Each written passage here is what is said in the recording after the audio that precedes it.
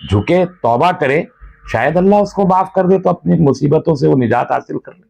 یہ غیر مؤثر انسان ہے, کسی بھی طرح کا کوئی امپیکٹ اس شخص کا مسلمانوں کے اوپر کبھی بھی نہیں رہا. جب یہ بابری مسجد کے بارے میں بولا کرتے تھے, شیعہ وقف بورڈ کے چیئرمین کی حیثیت سے بولتے تھے یہ تو شیعہ مسجد ہے, تب بھی کوئی امپیکٹ نہیں تھا, آج بھی نہیں, اور ان کی طرف کوئی توجہ ہندوستانی مسلمانوں کی کبھی بھی نہیں تھی. اسی لیے یہ اٹینشن سیکھ کرنے کے لیے اور کچھ حاصل کرنے کے لیے ادھر ادھر جا رہے تھے, کیونکہ مسلمانوں میں ان کا کوئی اثر کبھی بھی نہیں رہا, اور یہ لائق بھی کبھی نہیں تھے, نہ علمی سطح پر, نہ دینی سطح پر, نہ معاشرتی سطح پر, نہ اقتصادی سطح پر کہ مسلمانوں کی قیادت کے معاملے میں آگے آتے, کبھی اس لائق بھی نہیں تھے یہ.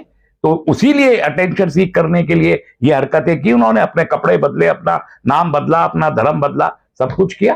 تو ٹھیک ہے, اب اگر کچھ گڑبڑ ہو رہی ہے تو وہ بتائیں کہ کیا گڑبڑ ہو رہی ہے. دیکھیے, ایک مرتد ملعون ریپ کے ملزم کے بارے میں میں کوئی رائے ظاہر کروں, میں تو اسے اپنے لیے بھی قابل اپنی توہین سمجھتا ہوں.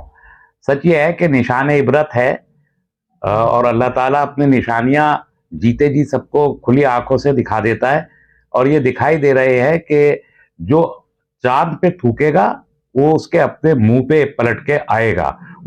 رہتے ہیں اور ٹرین چلتی رہتی ہے. دیکھیں, وہ تو چاہے جتنا بڑا کوئی شخص ہو, اللہ تو دلوں پہ مہر بھی لگاتا ہے اور دلوں کو روشن بھی کرتا ہے.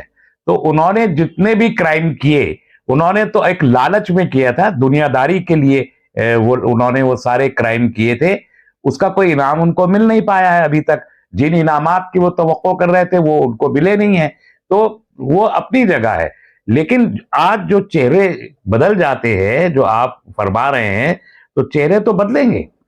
آپ حق کے خلاف باطل کے ساتھ کھڑے ہوں گے تو باطل جیسا حشر آپ کا ہونا ہے. کسی کا پہلے ہو جانا ہے, کسی کا بعد میں ہو جانا ہے. ان کا جرم بہت واضح ہے, بہت واضح ہے, ارتداد کے مجرم ہیں یہ. تو جو لوگ مرتد نہیں ہیں ان کا جرم کم ہوتا ہے. بابری مسجد والے میں کس طرح کا رول رہا ان کا؟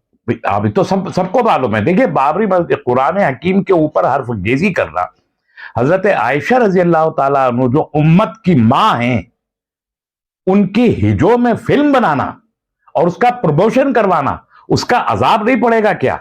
دیکھیے, یہ سپرسٹیشس باتیں آپ کہہ سکتے ہیں, لیکن اللہ تعالیٰ ایسے نمونے پیدا کر کے امت کے سامنے ڈال دیتا ہے کہ دیکھو, اگر حق نہیں کو بات سن کے سمجھنا نہیں چاہتے تو اس کو مجسم دیکھ لو.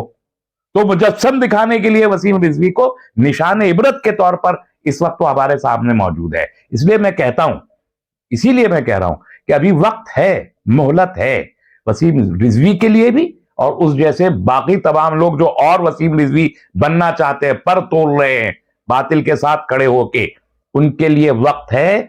توبہ کر لیں, اللہ کے سامنے جھک جائیں.